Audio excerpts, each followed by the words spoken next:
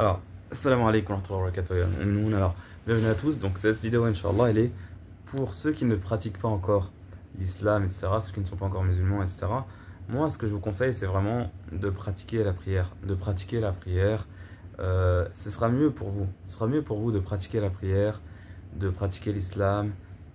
Ce sera mieux. Pourquoi? Une des causes, c'est qu'il y a plus d'espoir comme ça pour vous. Espérer en faisant les bonnes œuvres, en faisant les aumônes, en faisant la prière surtout, il y a un espoir que après la mort, on soit au paradis, on soit préservé, on soit aimé et on aime nous-mêmes avec ceux qu'on aime, etc. Il y a un espoir du paradis parce qu'on aura prié, parce qu'on aura fait ce que Dieu subhanahu wa ta'ala aime.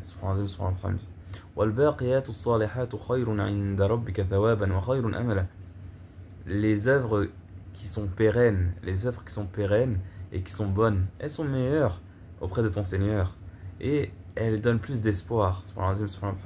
Donc c'est pour ça que une des raisons pour lesquelles il faut aussi, ou c'est bien, ou un des bienfaits qu'il y a à pratiquer l'islam, c'est le fait d'avoir de l'espoir pour après la mort.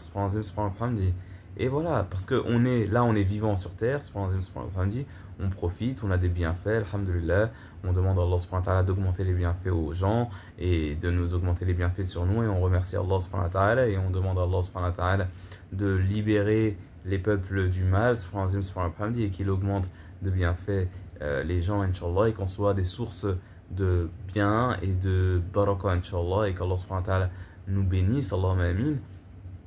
On profite, alhamdulillah, et on voudrait aussi profiter après la mort. On voudrait aussi profiter après la mort. Ce serait un peu bizarre de dire que voilà, tout ça, toute cette vie-là, elle s'arrête avec la mort et il n'y a plus rien après.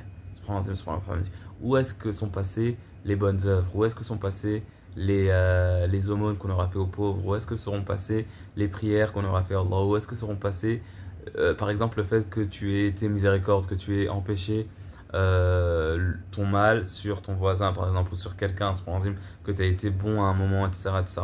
Il y a plus d'espoir que, voilà, que ces œuvres-là, tu les retrouves chez Dieu. Dieu, subhanahu wa ta'ala, te les rappellera, Inch'Allah, le jour de la résurrection. Tu te rappelles quand tu as donné ça à cette personne qui souffrait, cette personne qui en avait besoin, quand tu as vu une personne malade, que tu l'as soulagée par ta présence, par ton sourire, par ta bonne parole, quand tu as soulagé une personne qui avait faim, une personne qui était endettée, une personne qui était en difficulté, quand tu m'as prié, quand tu as suivi mes ordres, etc., etc. Tu vois?